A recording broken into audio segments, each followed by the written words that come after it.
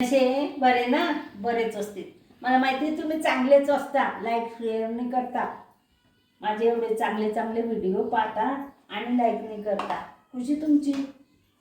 हे बघा, आपल्याला बनवायची पेरूची चटणी. मी काल बाजारात गेली होती, रविवार होता, आणि हे पेरू आणले मी बाजारातून. हे कच्चे पेरू आहे, हे फार कच्चे जास्त, तुम्ही जास्त पिकेल नाही आणि जास्त कच्चे नाही असे घ्या. हे हिरवेगार आहे, याला मी चिरा पाडले चाकूने. बघा, हे वांगे जसे कापतो ना आपण तसे याला चिरा पाडल्या, आणि याला थोडं तेलाचा हात फिरवून घेऊ. हे असं तेल लावून घ्यायचं थोडंसं. हे बघा, हे असं सगळीकडून तेल लावून घ्यायचं. आणि हे 2 पेरू मी भाजायला ठेवले. आपण याची चटणी करणार आहे. हे फार पौष्टिक असतात आणि याला अमृत असं म्हणतात. हे पोरांच्या डब्यावर छान असते आणि मुलांना खायला द्यायचंच. हे खूप छान असते, आपण पण खायचं आणि मुलांना पण द्यायचं. हे खूप छान असते. पेरू खायला पाहिजे, कच्चे म्हणा का पिकेल म्हणा. तर हे मी आणले कच्चे पेरू. आता हे आपण याच्यासाठी मी घेतलंय हे अद्रकचं तुकडं, आणि हा एवढा लसूण, आणि हे मिरची, आणि हे पेरू, हा कोथिंबीर, आणि हे काळं मीठ घेतलंय. एवढ्याच वस्तूमध्ये हे छान अशी पेरूची चटणी मी तुम्हाला करून दाखवणार आहे. आता आपण हे अद्रक कापून घेऊ.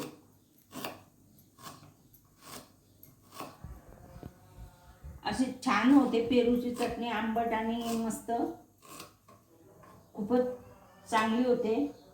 तुम्ही करून पहा, नंतर मला सांगा.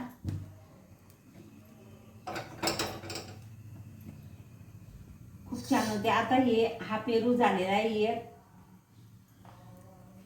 एक मिरची, अद्रक आणि हा लसण, मिरची, अद्रक, लसण आणि हा कोथिंबीर. हे बघा,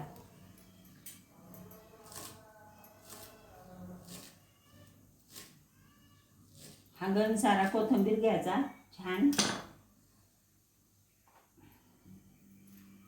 आणि तिच्यात हे थोडं काळं मीठ टाकायचं. हे बघा, हे काळं मीठ घेतलेलं आहे मी. आता हा पेरू झालेला आहे. असा काळा शार भाजू द्यायचं त्याला. असं उलट पालट करायचं, नाहीतर तुमच्याकडे जाळी असेल तर जाळीवर ठेवायचं. खूप छान होते ही चटणी.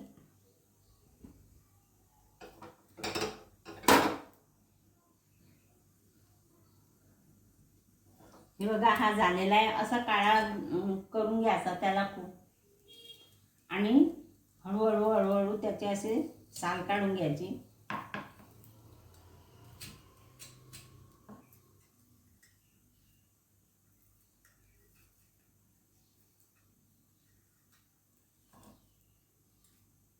अशी साल काढून घ्यायची, वरची वरची.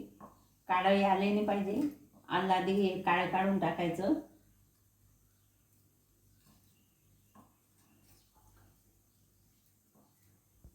हे बघा, याची साल मी काढून घेतली. आणि हे बघा, हा पण पेरू छान झालेला आहे. याला पण असं सोडून घेऊ चाकून. याची साल तुमच्याकडे ते काढायचं असेल ना तर त्यानं काढा. ज्यानं जमत असेल तुम्हाला त्यानं काढा. माझ्याकडे पण आहे ते, पण त्यानं जमत नाही आहे म्हणून मी या चाकूनं काढते. अशी सगळी साल काढून घ्यायची मस्त काळी काळी.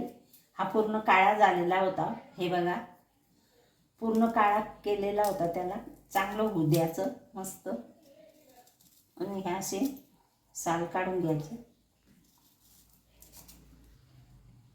अशी छान चटणी लागते मस्त. दुनियाचं सगळं खाणं एकाकडे, आणि ही पेरूची चटणी एकाकडे. अशी तोंडाची चव वाढवणारी पेरूची चटणी. आजारी माणसाला द्या, शाळेत पोरांच्या कोणाच्या लक्षात नाही अभ्यास राहत असेल, पोरांना आवडली हे, तर तुम्ही रोज बनवून द्या त्यांना. ही खूपच चांगली असते. आणि याची पानं बी इतके मस्त. दात दुखत असले ना, कवडे कवडे पानं घ्यायचे शेंड्यावरचे, आणि ते चावून चावून थुकून द्यायचं. गिळलं बी तर काही फरक नाही पडत, पण थुकून द्यायचं.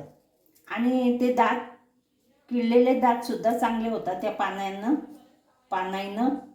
आणि हे पेरू कधी खाल्लं ना, यानं पण विसरगळू माणूस असतो ना, विसरून जातो, लक्षात नाही राहत.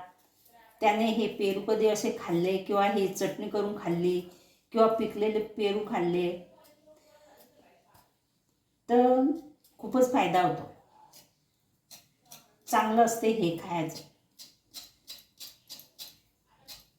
हे बघा, मी दोघी पेरू आता सोलून घेतले.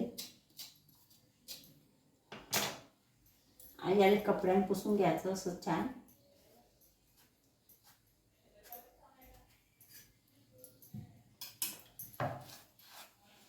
हे बघा, असे कापून घ्यायचे आहेत ना.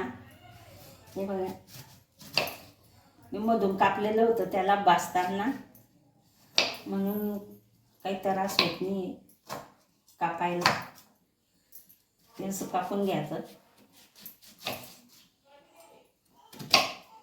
मोठे मोठे तुकडे करून घ्यायचे, मिक्सरमध्ये बारीक होतील तसे.